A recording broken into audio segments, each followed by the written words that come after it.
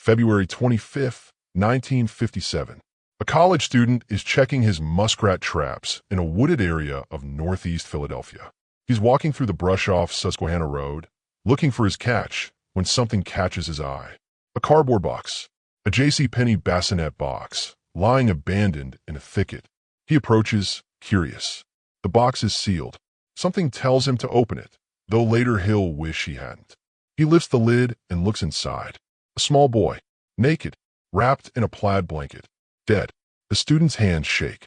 He closes the box, and then he does something that will haunt him for the rest of his life. He walks away without telling anyone.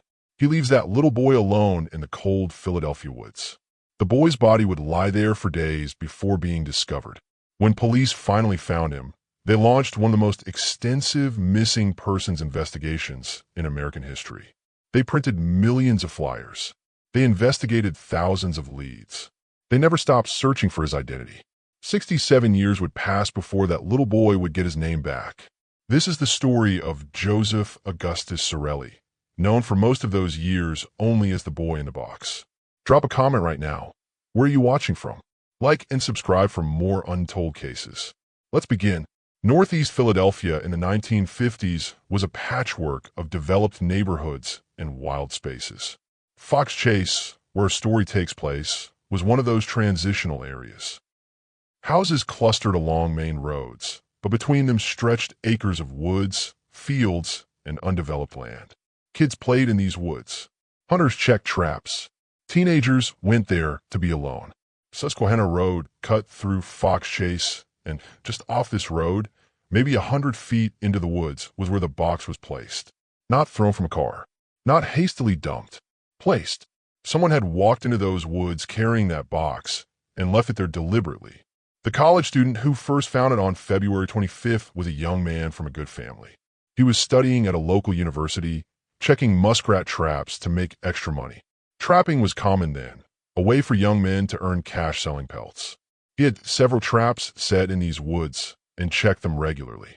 When he saw the box, he thought it might contain something valuable that someone had dumped. People threw all kinds of things in these woods: broken furniture, old appliances, trash. He opened the box expecting junk. The sight of that small body shocked him so badly he couldn't process it. He was 19 years old, alone in the woods, staring at a dead child. He panicked. He convinced himself he hadn't really seen what he thought he saw. He closed the box and ran. He told himself someone else would find it. He told himself it wasn't his responsibility. For the rest of his life, he carried the guilt of that decision. Years later, when the case became famous, he never came forward. He never told police he had found the boy first. He lived with that secret, that shame, that knowledge that he had left a murdered child alone in the woods for several more days. The next day, February 26th, a man was driving his daughter to her music lesson along Susquehanna Road. The daughter, looking out the window, as children do, saw something unusual in the woods. She told her father she saw a box with something that looked like a body near it. Her father glanced over but didn't stop. He had an appointment to keep. He convinced his daughter she must have been mistaken, that it was probably just trash or maybe a discarded mannequin. He drove on. Later, when news of the discovery broke, he realized his daughter had been right. But like the college student, he never came forward. He didn't want the trouble, didn't want to be involved. Finally, on February 26th, another young man was cutting through the woods and spotted the box. He was curious enough to look inside. When he saw the body, he ran to the nearest house and had them call police. Philadelphia police responded within minutes. Officers arrived at the wooded area and carefully approached the box. They confirmed what the caller had reported. There was indeed a deceased child inside. The scene was processed carefully. The box was a standard J.C. bassinet carton, the kind used to package and ship baby bassinets sold in their stores. It was approximately 35 inches long, made of brown cardboard, with the J.C. logo visible on the outside. Inside the box, the boy was wrapped in a cheap plaid flannel blanket. The blanket was threadbare, well-worn, the kind of inexpensive item you might find in any working-class home. The boy himself was completely naked underneath the blanket. No diaper, no underwear, no clothing at all. The body was transported to the Philadelphia medical examiner's office for autopsy. What they found painted a heartbreaking picture of this child's short life. The boy was determined to be between 4 and 6 years old, though his exact age was difficult to pinpoint because he was malnourished and underweight, which can affect development. He stood approximately 3 feet 6 inches tall. He weighed only 30 pounds, significantly below the normal weight range for a child his age, which should have been around 40 to 45 pounds. His hair was brown and had been cut very recently, within days or even hours of his death. But the haircut was crude, amateurish, done with scissors or clippers by someone who either didn't know how to cut hair or didn't care how it looked.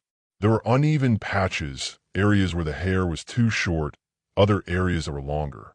It looked like someone had tried to change his appearance in a hurry. The medical examiner noted something else about the boy's appearance. His fingernails and toenails had been recently trimmed.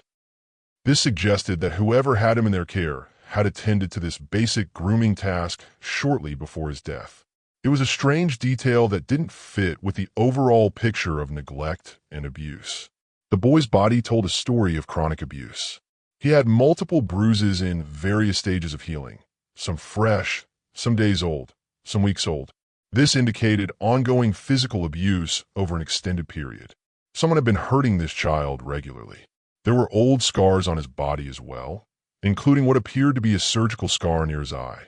This suggested the boy had undergone some kind of medical procedure at some point in his life, probably for an eye condition.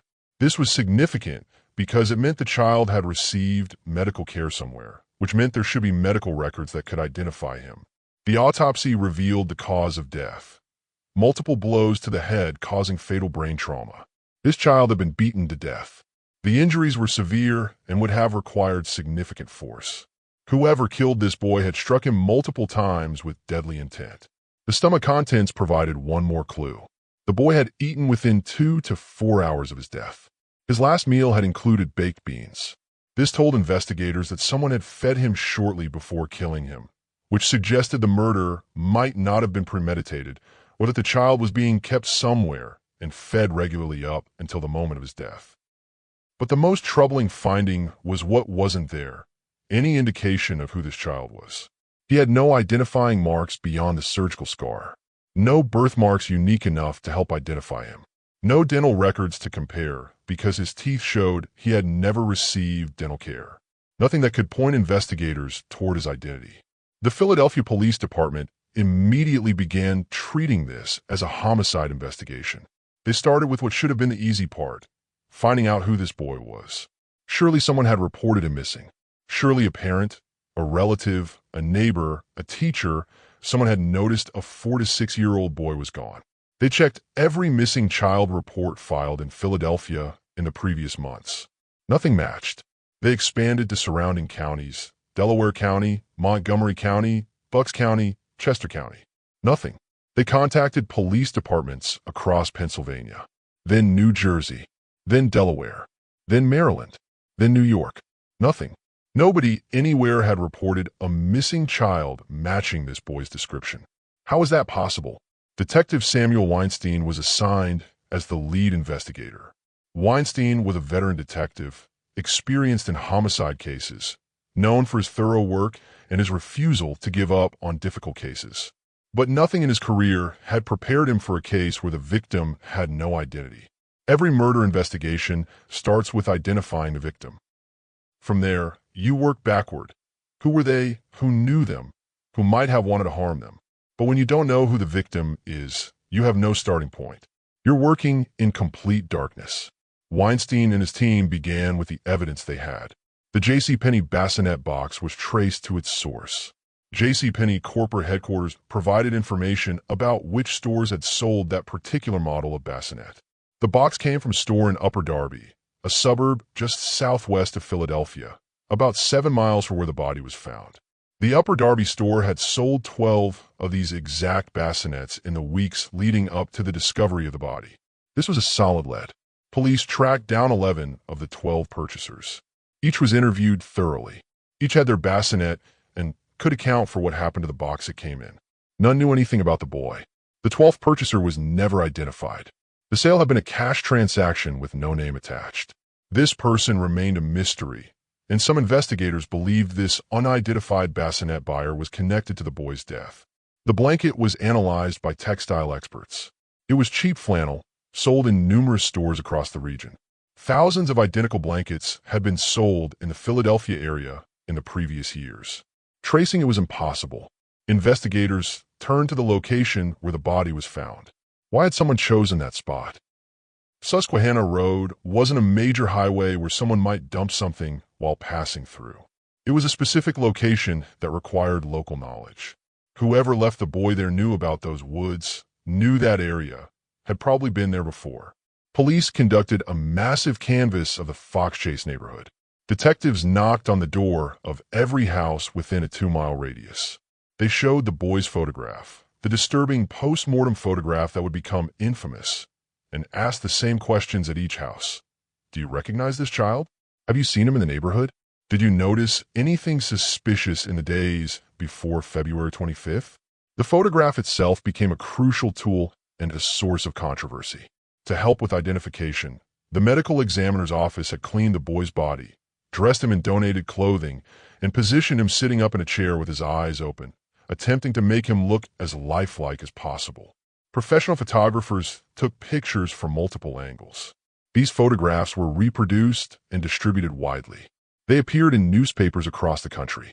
They were posted in police stations, post offices, and government buildings. Millions of people saw that photograph of the boy, his eyes staring at nothing, his expression blank, clearly dead but posed to look alive. The photograph disturbed people deeply, but it was necessary. How else could you identify a child nobody was looking for? The investigators needed to get his face in front of as many people as possible, hoping someone somewhere would recognize him. Tips began flooding in from across the country. A woman in Ohio called saying the boy looked like her neighbor's son. That lead was investigated. The neighbor's son was alive and well. A man in California claimed the boy was his nephew who had disappeared. That was investigated. The nephew was found living with his mother in Nevada. A woman in Texas swore the boy was a child she had seen begging on the streets of Houston. Investigators traveled to Houston. The child she described was found and was not a match. Every tip, no matter how unlikely, was investigated. Weinstein's team worked around the clock. They followed leads to other states, other cities, other countries, even. Someone reported that the boy looked like a child they had seen in a photograph from Ireland. That lead was pursued until it was definitively ruled out. The investigation expanded to institutions. Detectives contacted every orphanage in the region. They contacted foster care agencies. They reached out to hospitals, asking if any had treated a boy with an eye condition matching the surgical scar. They contacted schools, though they suspected the boy had never attended school. Church records were examined. Birth registries were searched. Social service agencies were contacted. Anywhere that might have documentation of a child in the Philadelphia area in the early 1950s was approached. One promising lead came from a psychiatric hospital. A nurse reported that a few years earlier, a disturbed patient had brought in a young boy she claimed was her son. The patient was extremely abusive toward the child, and staff had been concerned, but before any action could be taken, the woman had checked herself out and taken the boy with her. The timing fit. The description roughly matched.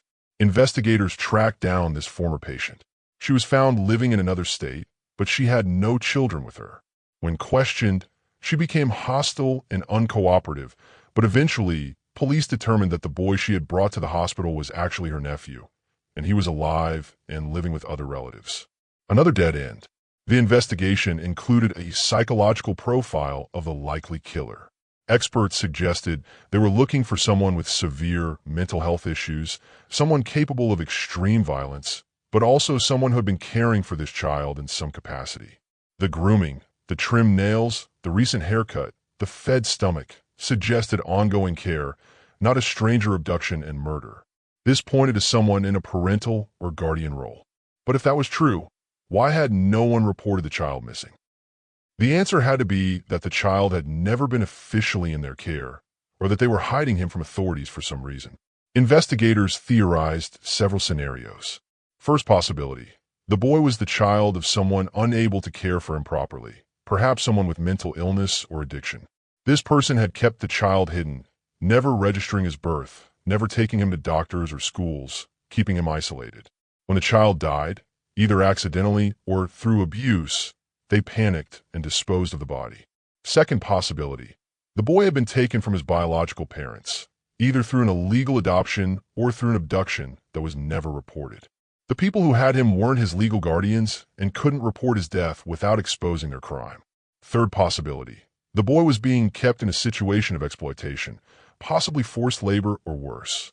When he died, those responsible simply disposed of him like trash, knowing no one would come looking for a child who didn't officially exist. All of these theories had one thing in common. They suggested a child who had been invisible in life, kept hidden from society, never documented, never seen by the systems designed to protect children. Months passed, then years. The investigation continued, but leads were drying up. By 1960, 3 years after the discovery, the case was no closer to being solved. Detective Weinstein kept the file on his desk, kept following up on tips as they came in, but the trail had gone cold. The boy couldn't remain in the morgue forever. Arrangements were made for burial in Potter's Field, a cemetery for indigent and unidentified persons. But when word got out, the Philadelphia community responded with unexpected compassion. A local resident donated a burial plot in Ivy Hill Cemetery, a proper cemetery where the boy could be laid to rest with dignity. A funeral director donated his services. A local monument company donated a small headstone. The inscription was simple but profound. Heavenly Father, bless this unknown boy. On July 24th, 1957, the boy was buried. Hundreds of people attended the funeral. Police officers, city officials, and ordinary citizens who had never known this child but couldn't bear the thought of him being buried alone and unmourned. They brought flowers, teddy bears, toys. They wept for a boy whose name they didn't know. Detective Weinstein stood at the graveside and made a vow. He would identify this child. He would find out what happened to him. He would bring justice. But justice would prove elusive. The boy in the box case became part of Philadelphia's collective consciousness. Everyone in the city knew about it. The photograph of the boy sitting in the chair, staring with dead eyes, was seared into the memory of anyone who saw it. People couldn't forget that face, that child, that tragedy. Weinstein worked the case for years. Even after he officially retired from the Philadelphia Police Department, he kept a copy of the case file at home. He would pull it out periodically, review the evidence, think about what might have been missed. Other detectives who took over the case after Weinstein found him easy to contact, always willing to discuss theories, always hoping for a breakthrough. In 1998, 41 years after the boy's death, that breakthrough seemed to arrive. A woman came forward to the Philadelphia Police Department with a story. For purposes of the investigation, she was identified only as M to protect her privacy. What she told investigators was disturbing and, if true, could finally solve the decades-old mystery. M said that she was coming forward after years of silence because her abusive mother had recently died and she finally felt safe enough to speak. She claimed that when she was a child in the 1950s, living in the Philadelphia area, her mother had acquired a young boy. This wasn't an official adoption through proper channels. According to M, her mother had essentially purchased the boy from his biological parents, who were desperate or troubled and willing to give up their child for money. This kind of illegal transaction, while horrifying, did happen in that era, especially among very poor families or those dealing with addiction and mental illness. M said her mother was severely mentally ill and extremely abusive. The boy, whose name M said she never knew, was kept in terrible conditions. He was locked in the basement much of the time. He was poorly fed. He was beaten regularly for minor infractions or for no reason at all. M, who was also being abused by her mother, said she tried to help the boy when she could. She would sneak him food. She would try to comfort him, but she was terrified of her mother and couldn't do much. One day, M said her mother was giving the boy a bath. According to M's account, her mother was violent even during basic care tasks. She was scrubbing the boy roughly, holding his head underwater, being brutal. The boy vomited in the bathtub, probably from the stress and rough treatment. This enraged M's mother. She began beating the boy viciously. M, witnessing this from nearby, said she tried to intervene but was pushed aside. Her mother beat the boy so severely that he died, right there in the bathroom. M said her mother then panicked, but in a cold, calculated way. She cut the boy's hair roughly, explaining the crude haircut found on the body. She wrapped him in a blanket and placed him in a box she had in the house, a JCPenney bassinet box, the same type found in the woods. M's mother then made M's father help dispose of the body. According to M, her father drove to the Fox Chase area, carried the box into the woods off Susquehanna Road, and left it there. M said her family then simply went on with their lives as if nothing had happened. The boy was never mentioned again. M, traumatized and terrified of her mother, kept silent for decades. When investigators heard this story, they were both hopeful and skeptical.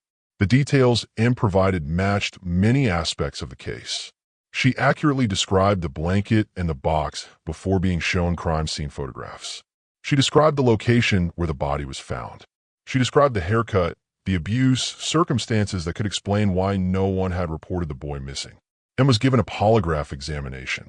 She passed, indicating she believed what she was saying was true. But polygraphs aren't perfect, and they don't prove truth. They only measure whether someone believes they're telling the truth, which can be different things.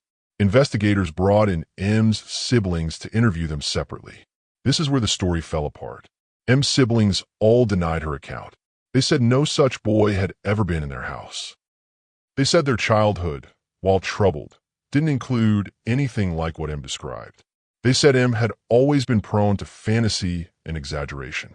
M's father, who was still alive at the time, was interviewed. He adamantly denied ever disposing of any body. He said M's story was fabricated. Investigators searched the house where M claimed the boy had been kept. They used ground-penetrating radar, looking for any evidence that might corroborate her story, perhaps the boy's clothing or other items buried on the property. They found nothing. They tried to trace M's claim about her mother purchasing the boy from biological parents, but M couldn't provide names or specific details that would allow them to verify this. She said she had been very young and hadn't been told these things directly, just overheard bits of conversations. Over the following years, investigators continued to pursue M's lead, but they could never definitively prove or disprove her story. M maintained her account until her death in 2016. She never changed the essential details. She seemed genuinely traumatized by what she described, but without corroboration, her story remained just that, a story, a theory, not proof. Was M telling the truth about a repressed memory finally surfacing? Was she a confused woman who had conflated different memories or read about the case so many times she convinced herself of a connection that didn't exist? Or was she simply seeking attention by inserting herself into a famous case? Investigators couldn't say for certain. The case remained unsolved. Meanwhile, other tips continued to come in over the decades. In the 1980s, a woman claiming psychic visions had shown her the boy's identity and his killer. That lead went nowhere. In the 1990s, a man claimed the boy was his brother who had disappeared from a foster home. That was investigated. The brother was found living in another state under an assumed name. Every few years, the case would get renewed media attention. Television shows featured it. Documentaries examined it. Magazine articles explored theories. Each time there was publicity, a new wave of tips would flood in. Each tip was investigated. None led to identification. The boy's grave in Ivy Hill Cemetery became a pilgrimage site. People from all over the country, even from other countries, would visit when they were in Philadelphia. They brought flowers, toys, stuffed animals. The grave was always decorated, always cared for by strangers who had never known this child but felt connected to his tragedy.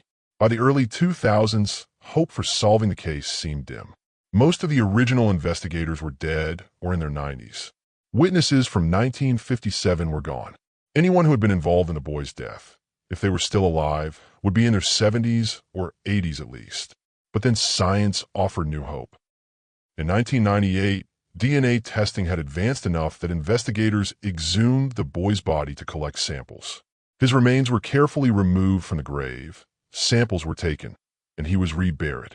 The DNA profile was entered into CODIS, the FBI's combined DNA index system, which compares DNA from crime scenes and unidentified persons against DNA from convicted criminals and other cases. There was no match in Cody's. The boy's DNA didn't match anyone in the system, and no one in the system matched him. This meant his killer either had never been arrested for a serious crime, or had died before DNA databases were created, or the killer's DNA simply had never been collected. But investigators kept the DNA profile on file, hoping that someday it might be useful. In the 2010s, a new technology emerged that would revolutionize cold case investigations: investigative genetic genealogy. This technique used DNA uploaded to public genealogy databases like GeneMatch to identify distant relatives of crime scene DNA. By building family trees from these relatives and working backward and forward through generations, investigators could potentially identify victims and perpetrators even decades after crimes occurred. The technique gained fame in 2018 when it was used to identify and arrest the Golden State Killer, a serial rapist and murderer who had evaded capture for 40 years. After that success, the technique was rapidly adopted by law enforcement agencies across the country for cold cases. In 2019, Philadelphia police announced they were partnering with forensic genealogists to attempt to identify the boy in the box using investigative genetic genealogy. The boy's DNA was uploaded to genealogy databases, and the painstaking work began. Detective Sergeant Ray Quinn, who had taken over the case, worked with genealogist Colleen Fitzpatrick and her team at Identifiers International. These genealogists are specialists in using DNA and historical records to identify unknown persons. They had successfully identified numerous other cold case victims and had agreed to work on the boy in the box case pro bono because of its significance. The process was incredibly complex and time-consuming. The genealogist started by identifying people in the database who shared DNA with the boy, his distant cousins, people who shared great-great-grandparents or even more distant ancestors. Each of these matches represented a thread that could potentially be followed back to the boy's identity. From these DNA matches, genealogists began building family trees. They used census records, birth certificates, death certificates, marriage records, church records, immigration records, draft registration cards, city directories, any historical document that could help trace family lines through time. This work required piecing together families from the 1800s forward, following their branches as they spread across the country, tracking down descendants, eliminating possibilities, and narrowing in on most likely family lines that could have led to this boy. The genealogists worked for years on this case. They built family trees with thousands of people. They collaborated with local historians who knew Philadelphia families and neighborhoods in the 1950s. They reached out to living descendants of potential family lines to ask about family stories and missing relatives. Slowly, painfully, they began to narrow down possibilities. They identified several family lines that seemed promising. They investigated each thoroughly, building out complete family trees, accounting for every child born in those families in the late 1940s and early 1950s. In 2022, investigators announced they had made significant progress. They believed they had identified the boy's family line and were working to confirm his specific identity. But they cautioned that the work was delicate and they needed to be absolutely certain before making any announcement. Behind the scenes, genealogists were focusing on one particular family in West Philadelphia. The timeline fit. The DNA matched. But there were complications, poor record-keeping in that era, family members who had died without leaving clear documentation, and gaps in the historical record that made definitive proof challenging. Investigators worked with historians to fill in these gaps. They tracked down distant relatives and interviewed them about family history. They searched through hospital records, school records, and church records looking for any mention of a boy who might be their victim. Finally, in December 2024, 67 years after the boy's body was found in the woods, Philadelphia police held a press conference. Standing before cameras and reporters, they made an announcement that generations of investigators had worked toward. They had identified the boy in the box. His name was Joseph Augustus Sorelli. He was born on January 13th, 1953, in Philadelphia. He was 4 years old when he died in late February 1957. His parents were residents of West Philadelphia, and records suggested they had been troubled, possibly dealing with poverty, mental illness, and addiction. The announcement was carefully worded. Police said they had identified Joseph with scientific certainty through DNA analysis and genealogical research. But they acknowledged that many questions remained unanswered. What had happened to Joseph in his short life? Where exactly had he been living in the months before his death? Who had killed him? Why had no one reported him missing? The investigation into his death remained open and active. Detectives were following new leads generated by the identification, interviewing people connected to his family, trying to piece together what had happened. On a cold December day in 2024, workers at Ivy Hill Cemetery carefully removed the old headstone from the boy's grave. The stone that had read, "Heavenly Father, bless this unknown boy," for 67 years was replaced with a new marker. The new headstone bore his name, Joseph Augustus Zarelli. Below his name were his birth and death dates, January 13th, 1953, February 1957. Below that, a simple phrase, "Forever in our hearts." Police Captain Jason Smith, who had worked on the case, stood at the grave as the new stone was placed.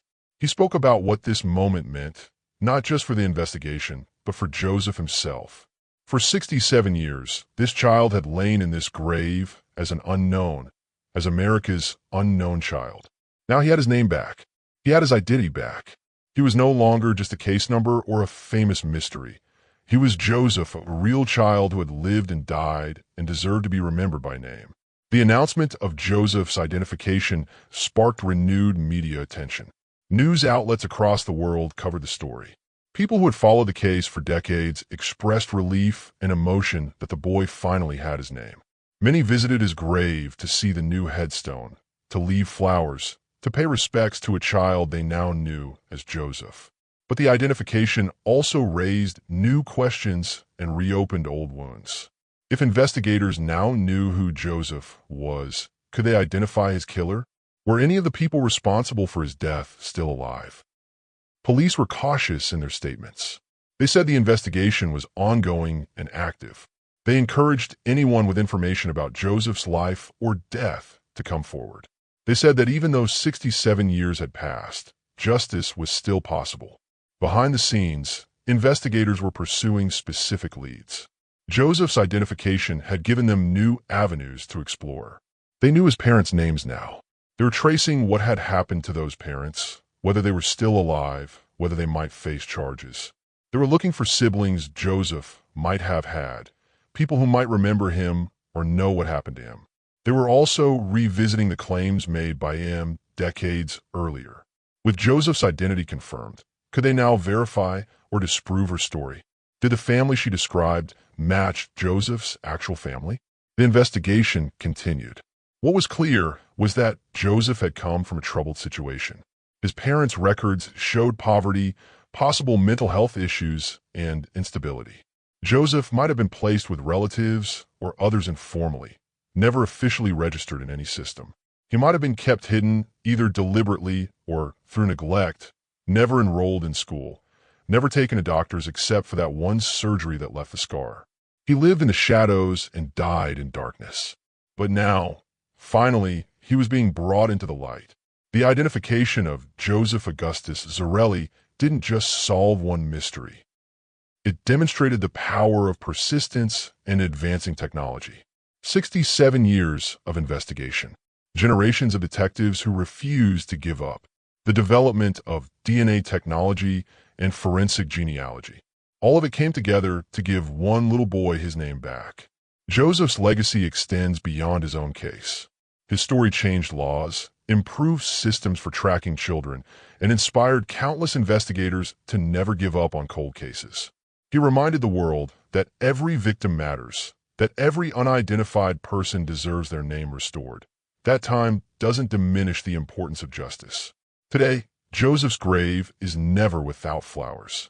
People continue to visit, continue to remember, continue to mourn a child they never knew in life but have come to care about deeply. His story has touched millions of people around the world.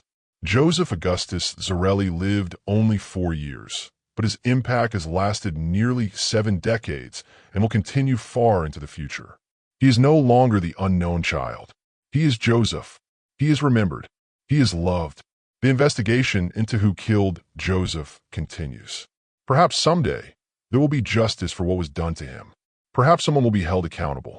But even if that day never comes, Joseph has something invaluable that was taken from him in death: his identity, his name, his place in history.